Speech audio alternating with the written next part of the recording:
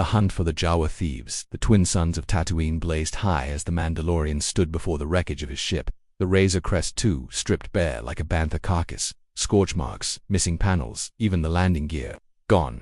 But the final insult fluttered above the departing sandcrawler in the distance, his underwear hanging like a flag of victory. "Jaws, this is the way," he muttered, jaw tightening behind his helmet. "No, not today." He mounted his speeder bike, engines roaring to life, and kicked into high gear, trailing a plume of dust across the dunes. Grogu peeked out from his satchel, wide-eyed and curious as always, chewing on what looked suspiciously like a piece of wiring. "Not the nav wiring," Mando snapped, gently prying it from him. Minutes later, the sandcrawler came into view, lurching its way toward the canyon pass. A bold black symbol had been painted on its hull, a crude sketch of the Mandalorian helmet with a big red X over it. Grogu giggled.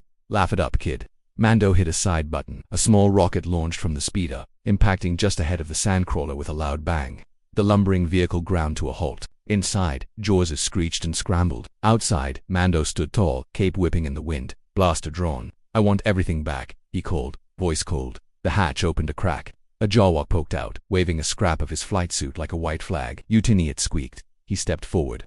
"Give me the hyperdrive coil, the stabilizers, the astrogation panel, and take down that flag." The Jawas chattered nervously. One held up a melted toaster, another brought out a piece of armor they'd turned into a popcorn bowl. He raised his blaster. Last chance. In moments, parts were tossed down the ramp in a chaotic rain of stolen goods. The underwear flag was ceremoniously folded and returned, with a Jawa hat on top, as if to apologize. Grogu reached out, taking the hat.